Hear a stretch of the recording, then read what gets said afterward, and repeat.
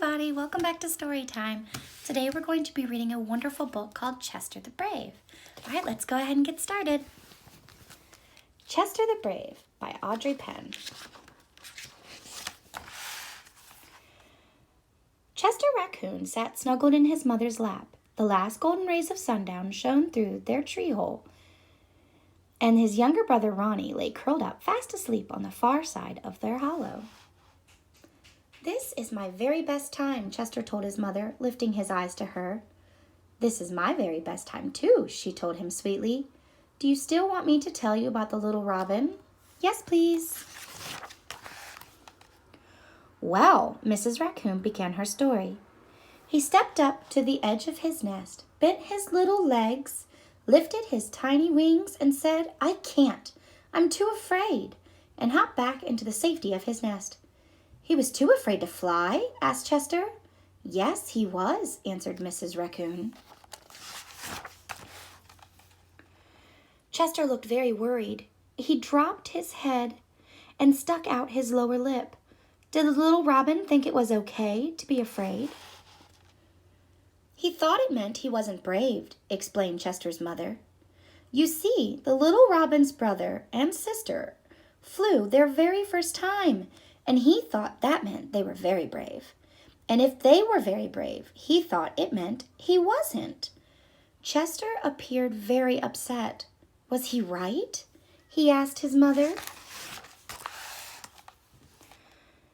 Mrs. Raccoon smoothed out the fur on the top of Chester's head. Well, the little robin's father told him that it wasn't that his brother and sister were brave. It was the fact that they simply weren't bothered. Chester lifted his head and peered up at his mother. "What does that mean?" Mrs. Raccoon laughed. The little robin wasn't sure what it meant either, so his father asked him if he was bothered when he was eating worms. "Oh, yuck!" shrieked Chester. "That's disgusting! What did he say?" "He said he wasn't bothered eating worms at all. He said he loved eating worms, especially the big, long, thick, stretchy kind." "Oh, black!"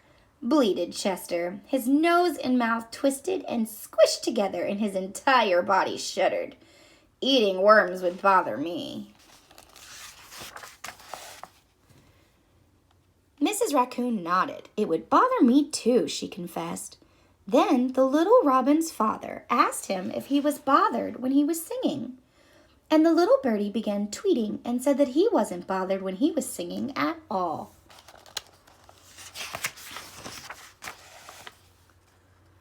"Singing is a lot better than eating worms," grimaced Chester. "I agree," said Mrs. Raccoon. Then the little bird's father told him that being brave wasn't about flying when he wasn't bothered to fly. Being brave was about flying when he was bothered to fly, but found the courage to fly anyway because he knew he must. Then his father asked him if he was bothered when he had to recite his flying lessons in front of all the other little birdies who nested in our tree. The poor little robin got all aflutter. He hopped up and down and flapped his wings, just like he did the time the skunk sprayed our tree from down below. The little robin said that reciting his lessons in front of all the other little birds was the worst thing he ever had to do in his whole life. Suddenly, Chester began to tremble, and he nestled deeper into his mother's soft, comforting arms. "What's the matter?" his mother asked. "Reciting lessons in front of other animals at Owl Teacher's School is the worst thing I've ever had to do in my whole life, too," he whimpered. "Is that so?" asked Mother Raccoon. She gave Chester a reassuring hug and then took his tiny hand in hers and gently kissed the center of his palm.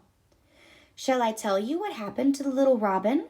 Or would you rather jump on the top of Ronnie and wake him up for school?" Chester giggled. "I want to know what happened to the robin." Well, the very next day, The little robin's mother tucked one of her own flight feathers into his wings and told him that it was for good luck. So, even though he was still bothered about reciting his lessons, the tiny bird stood in front of all the other birdies in our tree and twittered, "I lift my head to the clouds, I push off with my feet, I flap my wings, and I let the gentle breeze take me for a ride." And while he was still afraid to fly, he found the courage he needed and said to himself, "I am very brave." Then he stepped up to the edge of the nest, spread his wings, and pushed off with his feet and flew away. After all, he was a very brave little robin. "Hooray!" clapped Chester. "Do you know what I think being brave is?" asked Mrs. Raccoon. Chester shook his head. "I think being brave is about 3 little words. Think, tell, do. If you think you can't, tell yourself you can and do it." Mrs. Raccoon lifted Chester's hands. "Can you see my kiss on your palm?" Chester laughed. "No." "Well, you know it's there, and it's for luck, just like the robin's little feather." Chester jumped off his mother's lap, bent his knees, opened his arms, and yelled, "I am very brave." Then he ran to the other side of the hollow and with a flying leap landed on top of his brother. "Wake up, Ronnie. It's time for school," Chester said. He had a speech to make.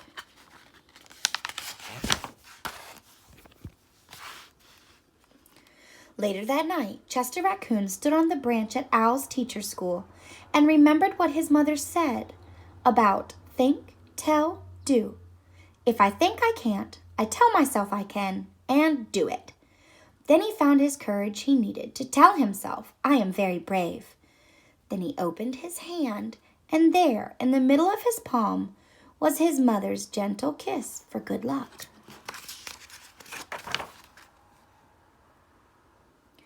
And even though Chester was still the tiniest bit afraid, he recited his lessons in front of all the other animals. After all, Chester is a very brave little raccoon. That is the end. I hope you guys enjoyed story time, and I will see you again next time.